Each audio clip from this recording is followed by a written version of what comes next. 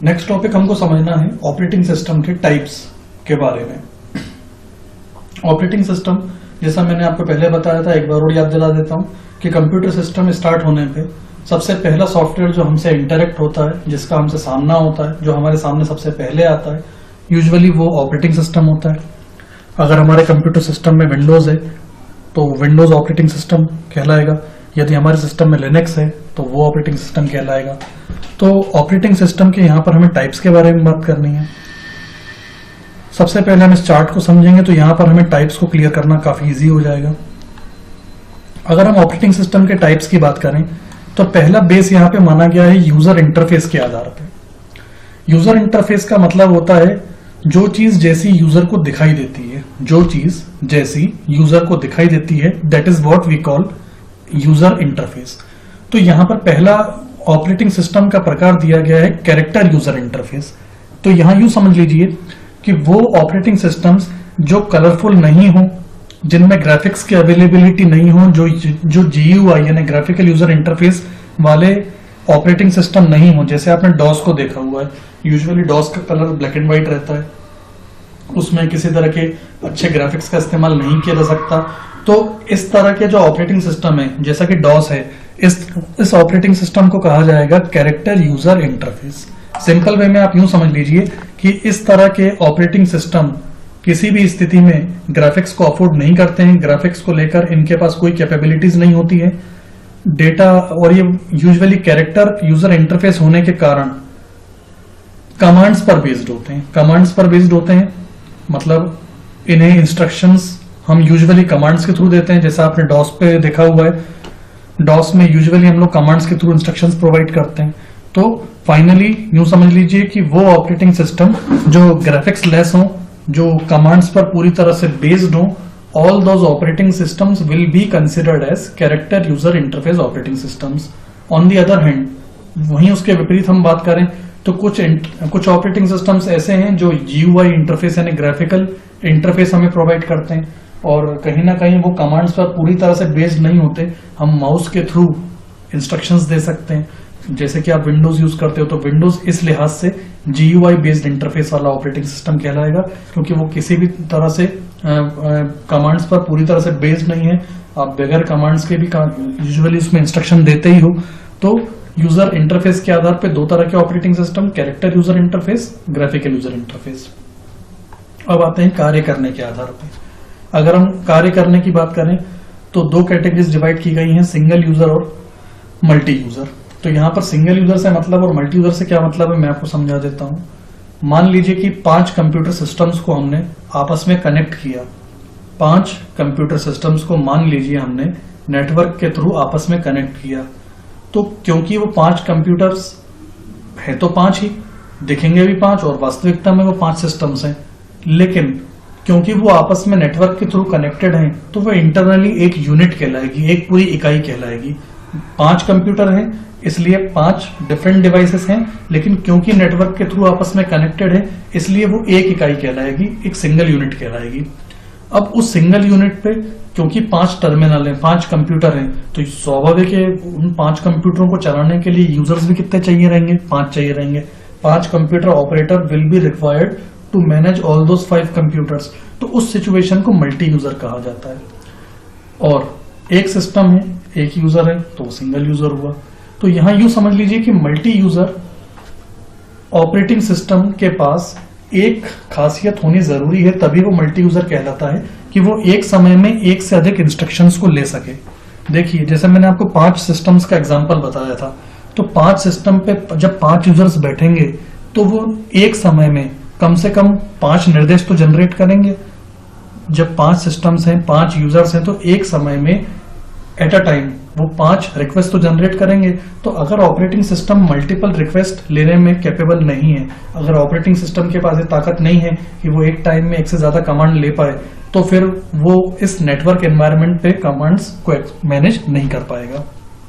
अब यूं समझ लीजिए कि डॉस की अगर हम बात करें तो डॉस मल्टी यूजर किसी भी स्थिति में बिल्कुल भी नहीं है, और वो इसीलिए नहीं है मल्टी यूजर क्योंकि वो एक टाइम में केवल एक कमांड लेता है।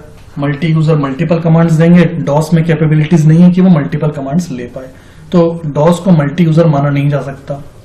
अब बात करते हैं विंडोज की, क्योंकि विंडोज एक समय में एक से ज्यादा प्रोसेसेस कर सकता है, तो क्या उसे मल्टी यूजर कहा जाएगा? तो ये भी कहना गलत होगा कि डॉस विंडोज एक समय में एक से ज्यादा कमांड ले सकता है, लेकिन फिर भी उसे परफेक्ट मल्टी यूजर नहीं कहा जाएगा, क्योंकि भले ही वो एक समय में एक से ज्यादा कमांड्स ले सकता है, लेकिन उन कमांड्स को लेना ही काफी नहीं होता है। उन कमांड्स को लेने के बाद उनको पूरे तरीके से मैनेज करना, जहां से वो रिक्वेस्ट आई है रिस्पॉन्स उसी को देना, इस तरह के एनवायरनमेंट के लिए perfect multi user operating systems की जरूरत होती है। तो इस परिस्थिति में विंडोज के कुछ वर्जन्स, जैसे कि आपने नाम सुना होगा विंडोज का NT वर्जन, न्यू टेक्नोलॉजी, इस परिस्थिति के लिए परफेक्ट माना जा सकता है। लिनक्स की अगर हम बात करें तो लिनक्स परफेक्ट मल्टी यूजर है। तो यूं समझ लीजिए कि विंडोज ऐसा नहीं है कि मल्टी यूजर नहीं है, विंडोज के कुछ वर्जन्स मल्टी यूजर कहे जा सकते हैं, जबकि कुछ वर्जन्स परफेक्ट मल्टी यूजर नहीं कहे जा सकते। भले ही वो विंडोज का कोई भी वर्जन कई सारी प्रोसेसेस एक ही बार में कर सकता है, लेकिन इसका मतलब ये नहीं होगा कि वो मल्टी यूजर परफेक्ट होगा, नहीं। अगर विंडोज एक टाइम में एक से ज्यादा प्रोसेस कर रहा है तो उसे मल्टीटास्किंग कहा जा सकता है, लेकिन मल्टी यूजर केवल उसी को कहा जाएगा जो परफेक्शन के साथ नेटवर्क के मल्टीपल यूजर्स को मैनेज कर सके। तो विंडोज के कुछ वर्जन्स मल्टी यूजर कहे जा सकते हैं, जबकि कुछ वर्जन्स मल्टी यूजर नहीं भी कहे जा सकते हैं। लिनक्स के बारे में मैंने आपको बताया, लिनक्स परफेक्ट मल्टी यूजर है, और डॉस तो किसी भी स्थिति में मल्टी यूजर नहीं है, डॉस को सिंगल यूजर कहना ही बेहतर होगा। प्रोसेसिंग करने की क्षमता के आधार पर दो कैटेगरी डिवाइड की गई हैं, सिंगल टास्किंग और मल्टीटास्किंग। तो सिंगल टास्किंग नाम से समझ में आता है वो ऑपरेटिंग सिस्टम जो एक समय में केवल एक ही प्रक्रिया कर सकें, एक समय में जो केवल एक रिक्वेस्ट लें, उसका रिस्पॉन्स दें, फिर अगली रिक्वेस्ट लें, फिर उसका रिस्पॉन्स दें, फिर अगली रिक्वेस्ट लें, उसका रिस्पॉन्स दें, मतलब 1 बाय 1 एक समय पे केवल एक काम। तो डॉस के बारे में कहा जाएगा कि डॉस बिल्कुल सिंगल टास्किंग है। जब तक डॉस पे कोई कमांड चल रही होती है, मीनवाइल आप दूसरी कमांड दे ही नहीं सकते। जब एक कमांड अपना पूरा काम कर लेगी तभी आप कैपेबल हो पाएंगे, then only you would be able to give next command after finishing 1 command. आप केवल एक कमांड दूसरी कमांड तभी दे पाओगे जब पहले कमांड खत्म होगी। तो इस तरह के एनवायरनमेंट वाले ऑपरेटिंग सिस्टम सिंगल टास्किंग है। वहीं मल्टीटास्किंग नाम से समझ में आता है, एक समय में एक से ज्यादा टास्क करने वाले। जैसे आप विंडोज की बात करें तो विंडोज पे आप समानांतर समय में, मान लीजिए आप MS वर्ड पे काम कर रहे हैं, सेम टाइम में आपने पेन ड्राइव से कॉपी भी लगा दिया, सेम टाइम में आपने डाउनलोडिंग भी लगा रखी है, सेम टाइम में आप ऑडियो भी सुन रहे हो, तो ये चीजें विंडोज पे पॉसिबल हैं। तो विंडोज के एनवायरनमेंट में एक समय में एक से ज्यादा ऑपरेशंस किए जा सकते हैं। लिनक्स के बारे में मैंने आपको बताया, लिनक्स में हम एक समय में एक से ज्यादा ऑपरेशंस कर सकते हैं। गूगल एंड्रॉइड की हम बात करें, मोबाइल पे देखिए हम एक समय में एक से ज्यादा ऑपरेशंस कर पाते हैं, कई प्रोसेसेस बैकग्राउंड में चलती रहती हैं। तो यूं समझ लीजिए कि वो ऑपरेटिंग सिस्टम जिनकी सहायता से अपन एक समय में एक से ज्यादा ऑपरेशंस कर पाए, वो मल्टीटास्किंग है। इन सारी टर्मिनोलॉजीज को नीचे एक्सप्लेन किया गया है, आप नोट भी कर सकते हैं। कैरेक्टर यूजर इंटरफेस मैं आपको फिर से रिपीट कर देता हूं। ऐसे ऑपरेटिंग सिस्टम कार्य करने के लिए उपयोगकर्ता से कंप्यूटर स्क्रीन से केवल लिखित निर्देश शब्दों के रूप में ही ग्रहण करते हैं। मैंने आपको बताया कि इस तरह के ऑपरेटिंग सिस्टम्स केवल निर्देशों पर ही आधारित होते हैं, और इसका एग्जाम्पल मैंने आपको बताया था डिस्क ऑपरेटिंग सिस्टम। फिर ग्राफिकल ऑपरेटिंग सिस्टम, यानी ऐसे ऑपरेटिंग सिस्टम जो यूजर को कार्य करने के लिए ग्राफिकल इंटरफेस प्रदान करते हो। आप यहाँ पर निर्देश देने के लिए कमांड्स पर ही डिपेंड नहीं होते, आप माउस की सहायता से, जॉयस्टिक की सहायता से, लाइट पेन्स के हेल्प से आप इंस्ट्रक्शंस प्रोवाइड कर सकते हैं। सिंगल यूजर ऑपरेटिंग सिस्टम, जैसा मैंने आपको बताया, जो ऑपरेटिंग सिस्टम एक समय में एक उपयोगकर्ता को ही उपयोग करने की सुविधा प्रदान करते हैं, single user operating system. Multi user मैंने आपको बताया, इस प्रकार के ऑपरेटिंग सिस्टम एक ही समय में एक से अधिक उपयोगकर्ता को उपयोग करने की सुविधा प्रदान करते हैं। मैंने आपको बताया था माइक्रोसॉफ्ट के सभी वर्जन्स परफेक्ट मल्टी यूजर नहीं है। NT version, new technology version perfect multi user है। लिनक्स परफेक्ट मल्टी यूजर है। यूनिक्स की हम बात करें, नोवेल नेटवेयर की हम बात करें, ये सारे परफेक्ट मल्टी यूजर्स हैं।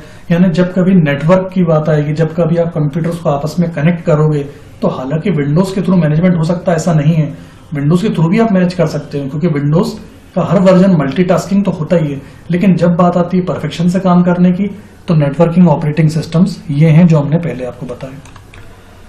सिंगल टास्किंग ऑपरेटिंग सिस्टम मैंने आपको बताया, ऑपरेटिंग सिस्टम जो एक समय में एक ही कार्य करने की क्षमता रखते हो, और वहीं मल्टीटास्किंग वो ऑपरेटिंग सिस्टम जो एक समय में एक से ज्यादा ऑपरेशंस कर सकते हो। इस प्रकार के ऑपरेटिंग सिस्टम एक बार में एक से अधिक कार्य को करने की क्षमता रखते हैं। इस प्रकार के ऑपरेटिंग सिस्टम में कंप्यूटर को दिए गए निर्देश यदि पहला निर्देश पूरा नहीं भी हुआ है तो दूसरा निर्देश आप चला सकते हो। कहने का मतलब जैसे मैंने डॉस का बारे में आपको बताया था कि डॉस में आप दूसरा इंस्ट्रक्शन तभी दे पाओगे जब आपका पहला इंस्ट्रक्शन खत्म हो गया, लेकिन विंडोज में आप पैरेलल में सारे इंस्ट्रक्शन चला सकते हो। तो विंडोज या लिनक्स ये सारे मल्टीटास्किंग ऑपरेटिंग सिस्टम कहलाते हैं। तो ये थे ऑपरेटिंग सिस्टम के टाइप्स।